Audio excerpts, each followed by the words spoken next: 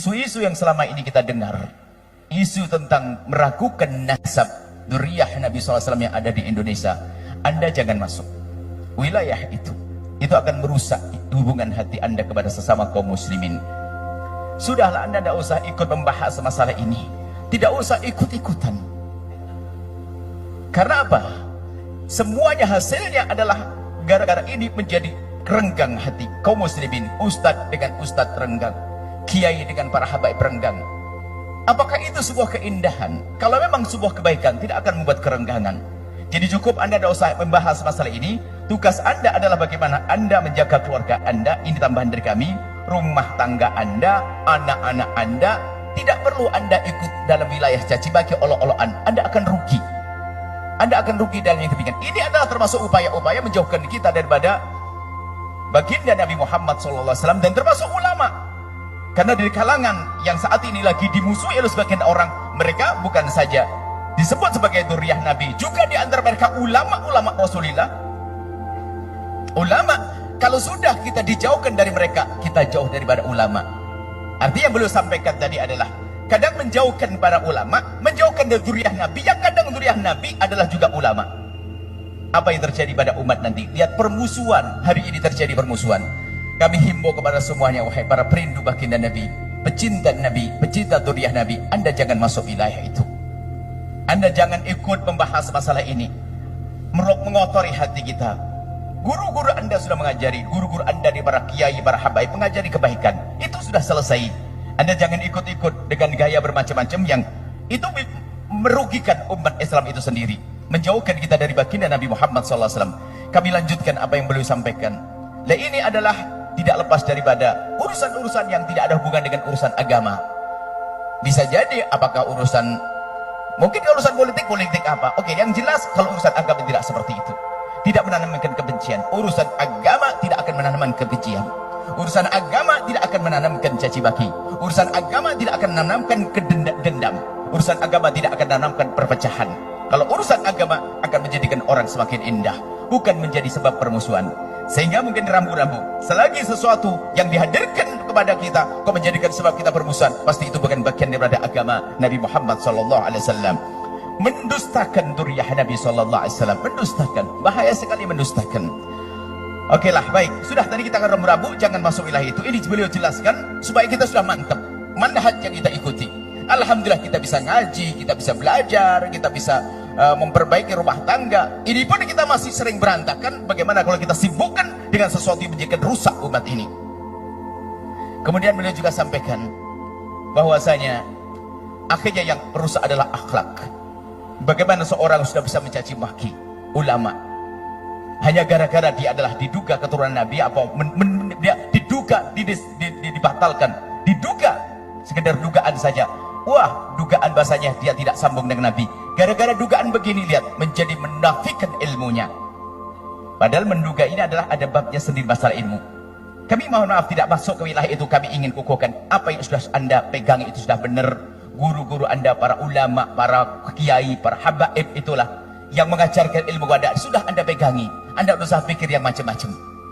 Ini kalau sudah Anda meninggalkan mereka, di antara mereka adalah para ulama juga. Bukan sekedar habib atau turun Nabi, tapi ada ulama. Berarti Anda juga meninggalkan keulamaannya, di samping Anda meninggalkan seorang dzurriyyah Nabi SAW. Ini peringatan bagi kita. Sudahlah, kalaupun ada gonjang-ganjing di sana, biarkan mereka yang gonjang-ganjing. Kita ingin tenteram damai, kita ingin indah.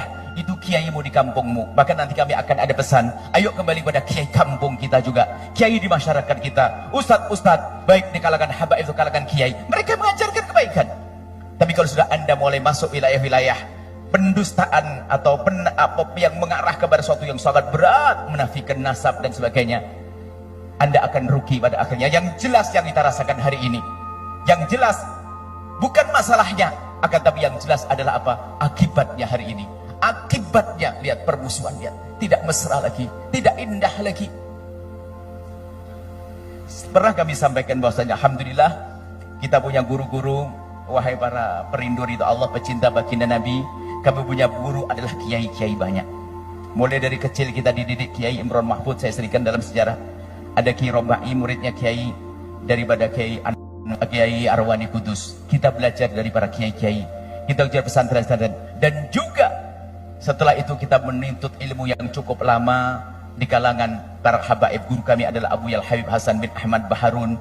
Kemudian setelah itu kami berhijrah ke Yaman, berguru dengan guru mulia Habib Abdullah bin Muhammad Baharun. Mereka mengajarkan apa? Mengajarkan yaitu yang selama ini kami sampaikan kepada semuanya. Bagaimana kita adalah di samping ilmiah juga ada indah. Maka dari itu kami sampaikan dari mimbar mulia ini, tolong adanya berita gonjang ganjing ini Anda tutup. Jangan Anda membahas masalah itu. Anda urusi keluarga Anda, Anda urusi rumah tangga Anda. Yang mengucap pesantren, urusan pesantren Anda. Menghabiskan waktu membahas masalah itu sudah jelas. Guru-guru kita itu, guru-guru mulia, sudah Anda tidak usah bahas masalah itu. Ini membahayakan sekali. Akhirnya terjadi perusahaan. Yang kami rasakan adalah permusuhan hari ini. Mungkin Anda tiba-tiba gara-gara Anda menyanjung satu ustadz atau satu habib, tiba-tiba Anda dicaci dan dimarah. Kok bisa semudah itu orang caci maki hari ini? Begitu mudahnya mencaci maki. Tapi bersyukurlah Anda kalau Anda bukan orang yang mencaci maki. Cukup itu saja. Kalau Anda bukan mencaci maki, Anda beruntung. Kalau Anda hanya dicaci dari Allah, adalah keberuntungan di Anda, bukan yang mencaci dan bukan yang mengolok dan bukan yang menfitnah. Ini saja. Kemudian kami lanjutkan, kata beliau bahwasanya belum memberikan kabar gembira. Ketahuilah bahwasanya semua akan berakhir. Fitnah-fitnah itu akan berakhir. Insya Allah nanti akan tentram kembali, indah kembali. Ya, Anda sudah pokoknya pesan. Ini maulid kita adalah sambung hati kepada baginda Nabi, sambung hati kepada ulama Rasulullah, dan sambung hati kepada dzurriyyah Nabi Sallallahu Alaihi Wasallam. Awas Anda jangan ikut-ikutan, Anda akan rugi. Anda akan rugi dan Anda akan menyesal dengan mengikuti tren heboh hari ini yang merusak hati kita semuanya. Kemudian beliau juga menyebut kepada semuanya, mulai dari kami, dimulai kami adalah kami yang sangat perlu kepada bimbingan beliau, kami sangat perlu kepada nasihat beliau. Alhamdulillah kami disebut oleh beliau dan didoakan. Ternyata setelah kami juga adalah Anda semuanya, dari para habaib yang datang di tempat mulia ini, dan juga dari para ulama, para kiai-kiai, para ajengan-ajengan, juga ada disebut para ibu-ibu, juga para haji-haji, dan para semua yang hadir di sini, dan para solihin dan solihat semuanya. Semoga dengan hadirnya kalian semua ke tempat ini, dari jauh beliau mendoakan semoga Allah memberikan kepada semuanya as-sa'adah, kebahagiaan, dan semoga memberikan kepada semua adalah segala kebaikan, memberikan kepada semuanya adalah mawaddah, dan semoga membuka mata kalian semuanya, membuka mata kalian sehingga bisa melihat mana yang hak dan mana yang batil, hak untuk diikuti dan kebatilan ini harus dihindari. Dan kemudian beliau juga mendoakan semoga Allah memberikan kepada kalian semua kecintaan yang sesungguhnya kepada baginda Nabi Muhammad sallallahu alaihi wasallam, sehingga kelak kita bisa bersanding berkumpul dengan Nabi Muhammad sallallahu alaihi wasallam. Dan teruslah dalam jalan yang selama ini kalian tempuh, jangan keluar, nanti kita akan sampai dan bergabung dengan Rasulullah sallallahu alaihi wasallam. Ini yang beliau sampaikan, dan semoga Allah mungkin dari dengan tambah panasnya suasana ini, panasnya keadaan udara ini, insya Allah tambah diberi oleh Allah pemahaman ya. Sebab kan janji kalau capek nanti diganti oleh Allah yang lainnya. Terlalu enak nanti tidur, karena panas nggak tidur, jadi bisa mendengar insya Allah ya. Baik, ini saja yang bisa kami sampaikan dari penerjemahan. Tentunya sangat banyak kekurangan, karena yang belum sampaikan adalah luar biasa. Yang jelas kurang apa yang kami sampaikan dari terjemahan ini adalah tidak mencapai berapa persen daripada apa yang beliau sampaikan. Belum lagi setiap kalimat dari seorang guru itu adalah penuh hikmah. Mungkin satu kalimat saja kalau kita syarai bisa panjang dan lebar. Bagaimana kita harus menerjemahkan kalimat-kalimat beliau dalam waktu yang singkat ini. Akan tapi biasanya, percaya bahwasanya setiap beliau menyampaikan ceramah satu kali, itu akan, kalau panjenengan Anda perhatikan, itu akan jadi materi yang akan kami kembangkan sepanjang tahun berikutnya. Semuanya begitu. Isyarat beliau sekali diucap, beliau akan kami terjemahkan dalam terjemah pengajian kami dalam setahun berikutnya.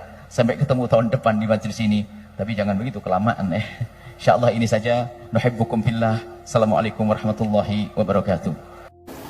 Jangan lupa berselawat kepada baginda Nabi Muhammad